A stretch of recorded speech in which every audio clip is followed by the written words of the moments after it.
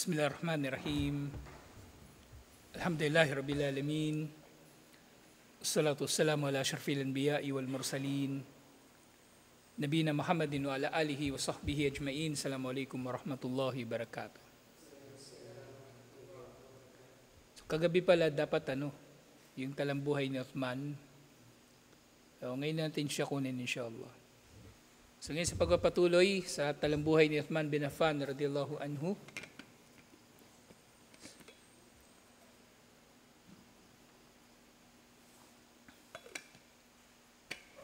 Yung huli nating nabanggit, yung napangasawa ni Uthman bin Affan radhiyallahu anhu, una si Ruqayyah, na anak ni Propeta Muhammad sallallahu alaihi wasallam. Bago pa man naging propeta si Propeta Muhammad sallallahu alaihi wasallam, napangasawa niya si Ruqayyah. Pero doon sa araw ng Badar, namatay si Ruqayyah. At napangasawa naman ni Uthman bin Affan radhiyallahu anhu si Kulthum, na mas nakababatang kapatid ni Ruqayyah.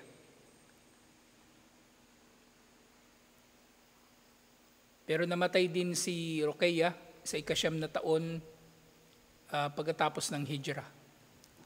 Namatay din siya pagkatapos ng hijrah, 9 years after ng hijrah. Kasi nga lahat ng anak ni Propeta Muhammad sallallahu alaihi wasallam ay namatay, na naunang namatay sa kanya, liban na lamang kay Fatima. Liban na lamang kay Fatima.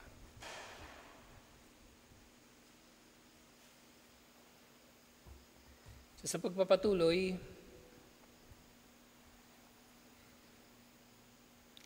fahuwa minas sabiqin al-awwalin. Sinilalarawan si Uthman bin Affan radhiyallahu anhu bilang kauna-unahan sa mga nauna, sa mga nagmuslim.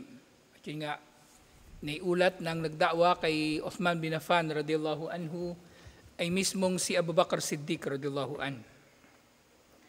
At sinasabi, siya ay kabilang sa awwal al-muhajirin, sa mga nauna na naghijra patungong Habasya. Wa ahadul asyara al-mashhud lahum al-jannah. Al-mashhud lahum bil jannah, isa sa mga 10 na sinaksihan ang pagpasok niya sa paraiso.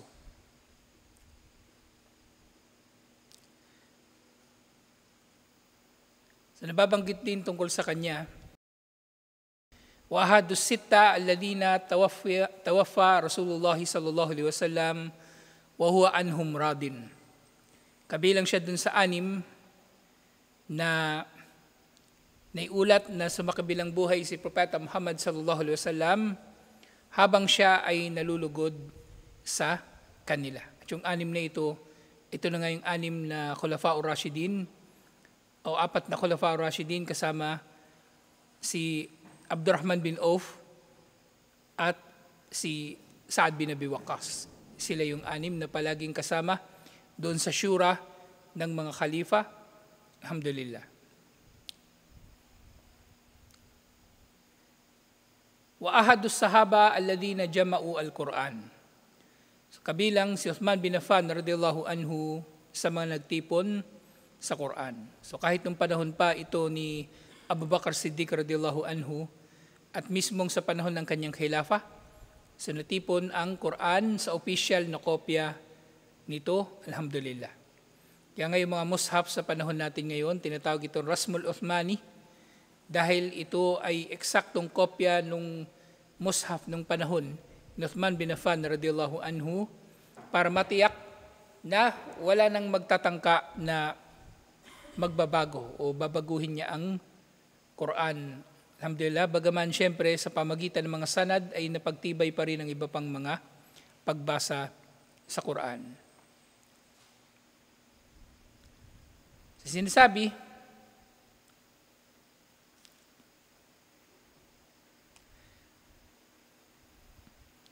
wa marra anna Siddiq jama'ahu aidan. So si Abu Bakr Siddiq radhiyallahu anhu, tinipon din niya ang Quran sa unang pagtitipon nito. Unang pagtitipon na sinasabi ko, nung panahon ni Abu Bakr Siddiq radhiyallahu anhu, yun nga nung panahon na marami nang napapatay sa mga sahaba sa jihad, at minabuti ni Omar radiyallahu anhu na isuggest kay Abu Bakr Siddiq radiyallahu anhu na tipunin na sa isang aklat ang Quran. At ito nga ay iniutos niya sa pamumuno ni Zaid bin Thabit radiyallahu anhu. So ito yung pinakauna na pagtitipon sa Quran.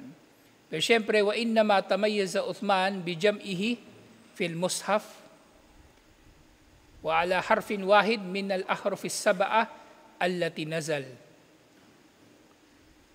Pero yung pagtipon ni Uthman, kumbaga kinukumpare dito ang pagtitipon ni Abu Bakr Siddiq radiyallahu anhu at ni Uthman. Yung pagtitipon ni Uthman, tinipon niya ang mushaf sa isang pagbasa na lang. Kasi merong 7, yung original na sabatu ahruf, at sa sanad meron pang 10, nagiging 10 ang ahruf o pagbasa. Pero yung official na version ng Khilafah ni Uthman, yung isang kopya. Ito rin yung nakikilala natin ngayon na Rasmul Uthmani, na siyang nakikilala natin na mushaf o kumbaga paraan ng pagbasa na ginagawa sa Masjid al-Nabawi, sa Masjid al-Haram, at iba pang mga malalaking masjid sa buong mundo. Itong pagbasa sa sanad na ito ayon sa tinipon ni Uthman bin Affan radiyallahu anhu. Ito yung tinutukoy dito. Yung pagtitipon ni Abu Bakr Siddiq radiyallahu anhu, natipon siya sa isang mushaf at maaring kasi nga iba-iba yung pagbasa sa Quran, pare-pareho ng mga letra pero iba-iba yung pronunciation. Pero kumbaga na-standardized sa panahon ni Uthman yung iisang pinakakilala ngayon na sanad ng mushaf, yung Rasmul Uthmani, at yung dumating sa atin na sanad mula kay Hafs, mula sa kanyang guro naman na si Asim. Si Hafs, nagmula sa kanyang guro na si Asim, at si Asim mula sa mga sahaba, lalong-lalo na kay Uthman bin Affan radhiyallahu anhu, ang kanyang paraan ng pagbasa. Siyempre marami pang ang iba't ibang pagbasa ng Quran, pero yung naging official na kopya kay Uthman bin Affan radhiyallahu anhu, ito na yun, kung ano yung meron tayo sa panahon natin ngayon. Wastakhlafahu Rasulullah sallallahu alaihi wasallam ala al-Madinati fi ghazwati Dhatil Wiqa wa ila Ghatafan. So doon sa Dhatul Wiqa at sa digmaan laban sa Ghatafan, si Uthman bin Affan radhiyallahu anhu ang ginawang tagapamahala ni Propeta Muhammad sallallahu alaihi wasallam sa Madina. Yung Dhatul Wiqa at yung Ghatafan, ang digmaan na ito nangyari pagkatapos ng Ghazwatul Khandaq, sa pagitan ng Khandaq at ng Hudaybiyah. So, ibig sabihin, ganito kataas ang pagkilala ni Propeta Muhammad sallallahu alaihi wasallam kay Uthman bin Affan radhiyallahu anhu sa kanyang husay sa pamumuno at pagiging matuwid, inshallah, na pinagkatiwalaan siya ni Propeta Muhammad sallallahu alaihi wasallam. At sinabi ni Ibn Ishaq radhiyallahu anhu o rahimahullah, sinabi ni Ibn Ishaq rahimahullah, wa kana awwalan nasi islaman, kabilang si Uthman bin Affan radhiyallahu anhu sa mga naunan na nagmuslim, ba'da Abi Bakar wa Ali wa Zaid bin Haritha.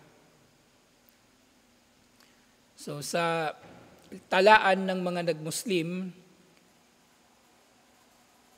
ang kalalakihan, ang tinuturing na kauna-unahan ng mga nagmuslim sa mga kalalakihan, si Abu Bakar na kaibigan ni Propeta Muhammad sallallahu alaihi wasallam.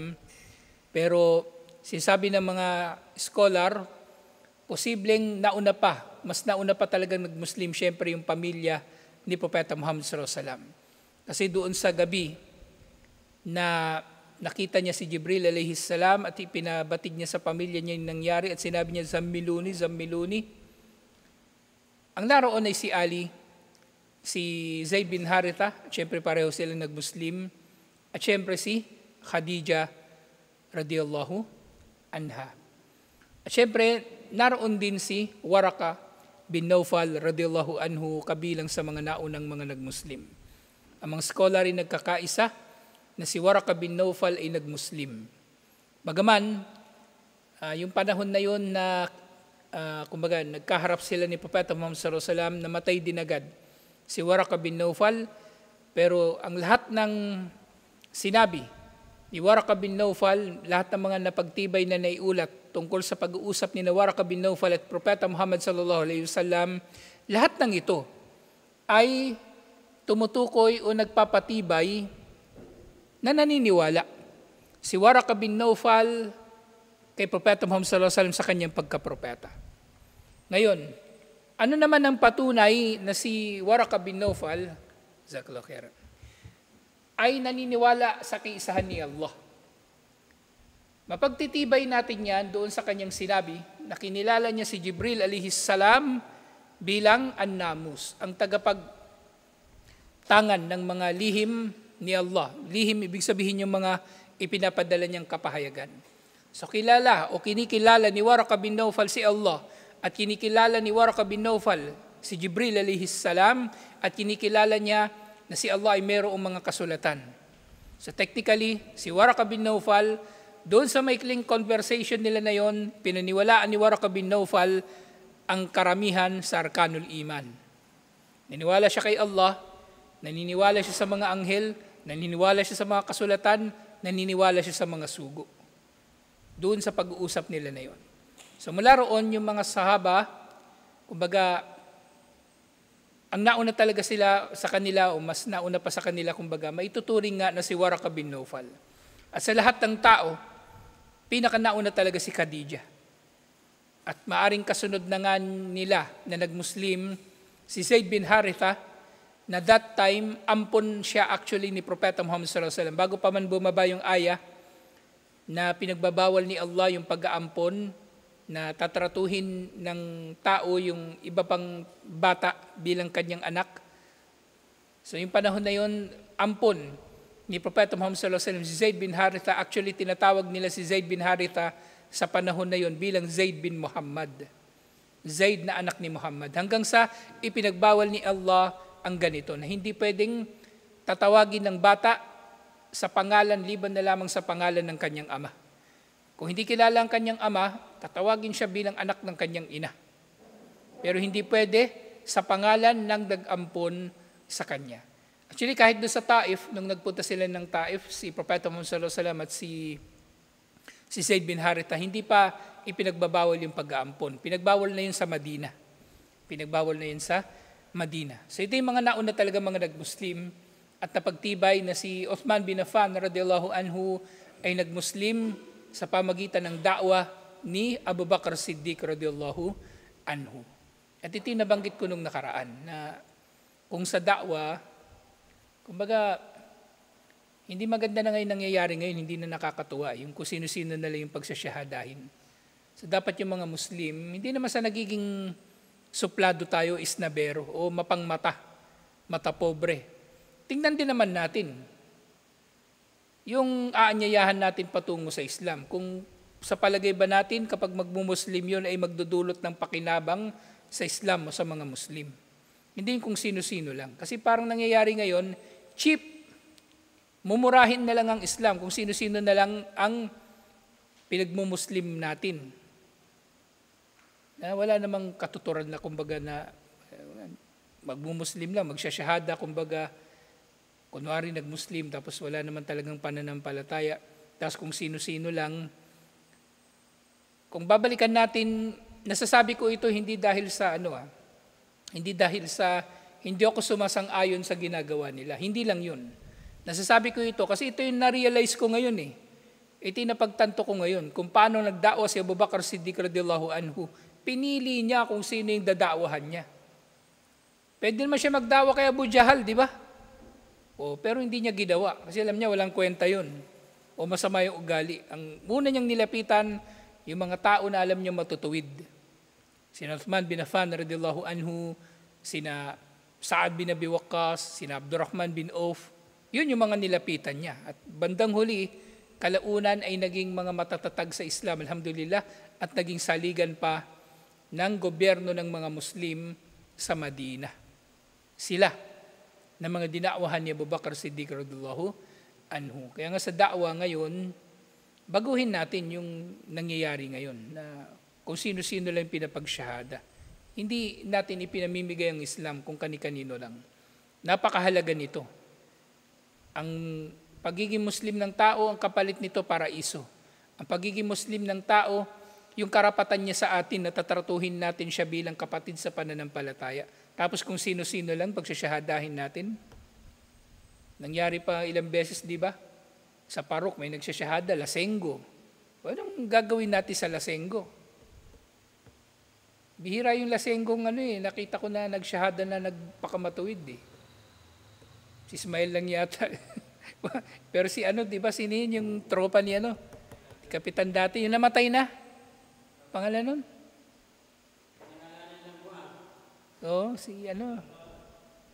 Si Ronald. Si Ronald. Yung bahay niya katabi ng di ba, elementary. Si Ronald, pinagsyahada pa nila yun. Kung sino-sino lang. Pero kung titingnan natin, ito yung kagandahan sa sira Ito yung kagandahan sa sira. Yun nga. Lahat ng bagay na may kinalaman sa Islam, pinag-aaralan natin, ibabalik natin lahat sa sira. Akida, fiqh, lalong-lalo na jihad, al-wala wal-bara. Ibabalik natin palagi sa sira. Kasi may nangyayari na may mga lecture ako, lalo na yung mga lecture ko sa jihad, may mga magko-comment. Sabi nila mali raw yung sinasabi ko. Pero simple lang naman yung pamantayan natin Sige, kung mali yung sinabi ko, o mali yung pagkaunawa ko sa dalil, saan sa sira mo mapapatunayan na yung paniniwala mo tungkol sa jihad halimbawa ay tama. Kasi merong aya, yun ngayon natalakay natin nung nakaraan, yung faktulul musyrikina, haytu wajadtumuhum, patayin ninyo ang mga musyrik, saan man ninyo sila matagpuan. Di ba ang tafsir talaga doon, ang mga musyrik na tinutukoy, yung mga musyrik na kalaban, sundalo. Pero sila, mali daw yung sinabi ko, kasi ang musyrik daw doon lahat. So pwede raw patayin kahit sino, kahit kailan. O sige, saan sa sira na si Propeta Muhammad sallallahu alaihi wasallam at ang mga sahaba pumatay ng kahit sino, kahit saan? Wala Kaya napakahalaga na binabalik-balikan natin itong kasaysayan ni Propeta Muhammad sallallahu alaihi wasallam at ang mga sahaba lalong-lalo na. Kasi silang nagsabuhay ng relihiyon na ito sa pinakapuro, pinakadalisay na pagsasabuhay. Kaya napakaganda na, kumbaga, malaking bahagi ng pag-aaral natin nakafocus sa sira. Kasi marami tayong marirealize dito Ganun pala sila noon, bakit tayo ngayon ganito? Ibig sabihin, mali tayo. Tama sila. Tayo ang mag-a-adjust. Tayo ang merong itatama sa ating mga sarili. Kasi sinabi nga ng mga scholar, di ba? La yugayyiru akhir hadihil umma illa ma gayyara awwalaha. Walang anumang babago sa dulo ng umma na ito, liban na lamang sa kung anong bumago sa naunang bahagi ng umma na ito. Ang nagpatagumpay sa mga sahaba at sa naunang henerasyon ng mga Muslim, ang dalisay nilang pagsunod sa sunna ni Propeta Muhammad sallallahu alaihi wasallam. Samantalang ngayon pakapalan ng mukha yung labanan ngayon kung sino yung malakas ang loob magsalita o mag-angkin na siya ang tama o magsabi na ang iba ay mali.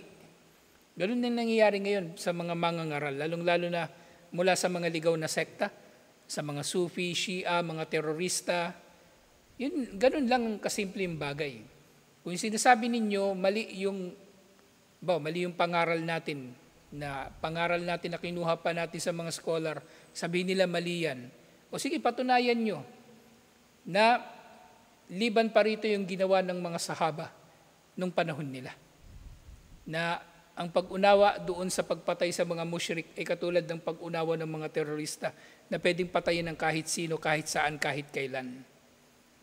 Kailan ginawa yun ng mga sahaba? Wala silang makikitang batayan. So dito nga, sumunod na sinabi ni Ibn Kathir rahimahullah, wa huwa ahadu thalathat alladhina khalasat lahumul khilafa minas sittah thumma ta'ayyanat fihi biijma'il muhajirina wal ansar. So silang tatlo raw ang mga khalifa na kumbaga pinili mula sa anim. Yung anim na tinutukoy nga dito, ito kasama na rito yung mga anim na pagpipilian sa pagiging khalifa at anim na kabilang sa syura ng mga khalifa. Pero siyempre, babalikan uli natin ang sira. Ng panahon ni Abu Bakr Siddiq radhiyallahu anhu, sila rin ang syura. Sila rin, kasama si Abdurrahman bin Auf at si Sa'ad bin Abi Waqqas. Pero bago mamatay, si Abu Bakr Siddiq radhiyallahu anhu, inappoint na niya si Omar bin Khattab radhiyallahu anhu na magiging susunod na khalifa. Inappoint niya. Pero, hindi naging khalifa si Omar dahil sa pagkaka-appoint sa kanya ni Abu Bakr. Naging khalifa si Omar dahil nagbai'a sa kanyang mga tao. Nagkaroon ng pagkakaisa ang mga tao na magbai'a sa kanila, sa kanya, kay Omar. Yun ang dahilan kung bakit siya naging khalifa. Hindi dahil sa inassign siya ni Abu Bakr. Ito yung isang usapin sa bai'a na hindi naiintindihan ng mga terorista. Sabihin nila, kafir tayo kasi hindi tayo nagbai'a kay Abu Bakr al-Baghdadi.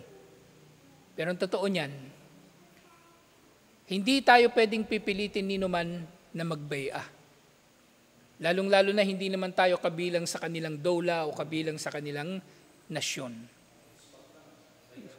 May bai'a pa silang nalalaman. Actually, itong mga bai'a na ito, matagal na itong nangyari.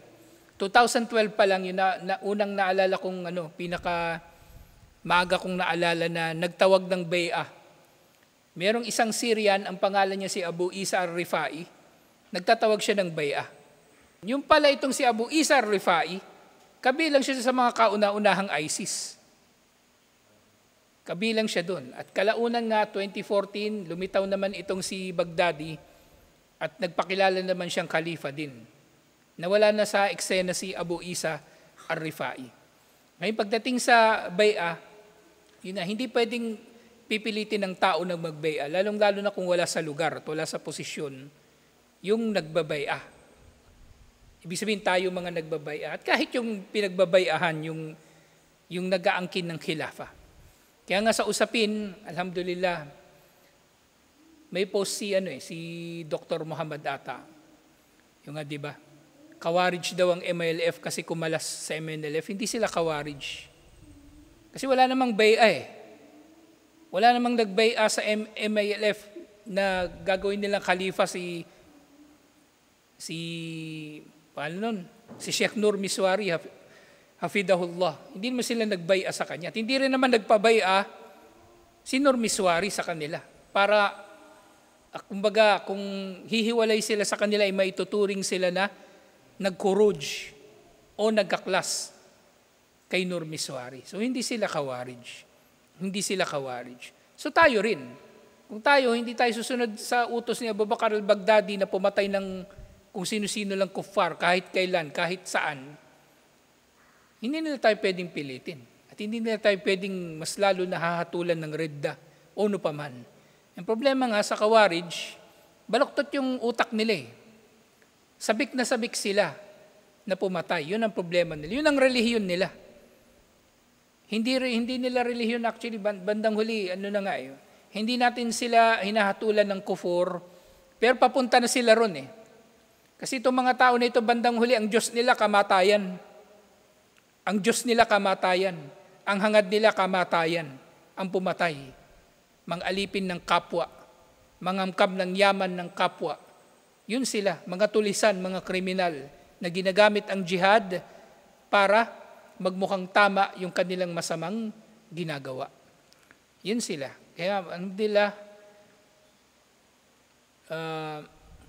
kung sa metodolohiya ng pag-aaral, ito yung isa sa pinakamainam. Iugnay natin ang lahat sa sira, sa talambuhay ni Propeta Muhammad SAW at kung paano isinabuhay ng mga sahaba ang anumang aral ng relihiyon na ito. Paniniwala man o gawaing pagsamba. At pati mga muamala, syempre. Tingnan natin paano ito isinabuhay ng mga sahaba. So dito nga, yung tatlo na tinutukoy dito, so kabilang siya doon sa isa. Kasi ang nangyari kasi nga, balikan natin si Abu Bakar. So inappoint niya si Omar bilang susunod na khalifa, pero naging khalifa si Omar dahil sa bay'a. Ngayon, nung namatay si Omar, so nagtalaga siya ng mga pagpipilian. At napagpilian nila, ito nang si Uthman, si Ali, si Abdurrahman bin Auf, at yung isa pa si Sa'ad bin Abi Waqqas. Kasi namatay na yung dalawa, 4 na lang silang natitira. Namatay na si Omar at si Abu Bakar. So sila na lang yung natitira. So yung nangyari, si Uthman ang napili nila, nagbotohan sila. At syempre, naging khalifa si Uthman dahil sa bay'a ng mga tao. Ngayon kay Ali, nung napatay si Uthman, magulo na. Magulo. Pero ang mga tao, ganun pa rin nagbay'a kay Ali. Nagbay'a sila kay Ali, radiyallahu anhu. Pero syempre kalaunan din, napatay si Ali at pumalit sa kanya si Al-Hasan. At nang bumaba si Al-Hasan sa posisyon ng pagiging khalifa, si Muawiyah na ang naging khalifa. So yung 6 na tinutukoy dito, na kumbaga 3 sila na napili mula doon sa 6, ito yun sila, na kumbaga kasama sa Majlis Shura ng mga khalifa ni na Abu Bakar at Omar lalong-lalo na. Pero nung panahon na ni Uthman, kumbaga siya na yung pinili nung 4 na natitira doon sa Majlis Shura na yun. Thumma ta'ayyanat fihi bi ijma'il muhajirin wal ansar. Pero syempre, si Uthman ay naging khalifa dahil sa ijma' ng mga muhajirin at ansar. Dahil sa kanilang pagkakaisa na siya nga ang magiging khalifa. Fakana, thalithul khulafa ar-rashidin. Siya ang 3 sa khulafa ar-rashidin, wala immatul muhtadin, 3 sa mga pinuno ng mga nagabayan, al-ma'muru bi'ittibaihim wal-iktida. Siya ang 3 sa mga ito, sa mga khalifa na ginabayan na pinag-utusan tayo na sundin sila at kunin sila bilang ating mga huwaran. Alhamdulillah.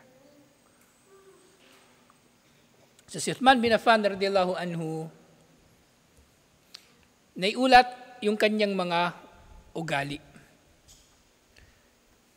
Nakabilang sa kanyang mga ugali, meron pala akong nalaktawan. O kabilang sa kanyang personal na katangian, wa kana dha jamalun mufrit. So si Uthman bin Affan radiyallahu anhu ay nilalarawan na magandang lalaki. So nilalarawan talaga siya na gwapo. Si Uthman bin Affan radiyallahu anhu.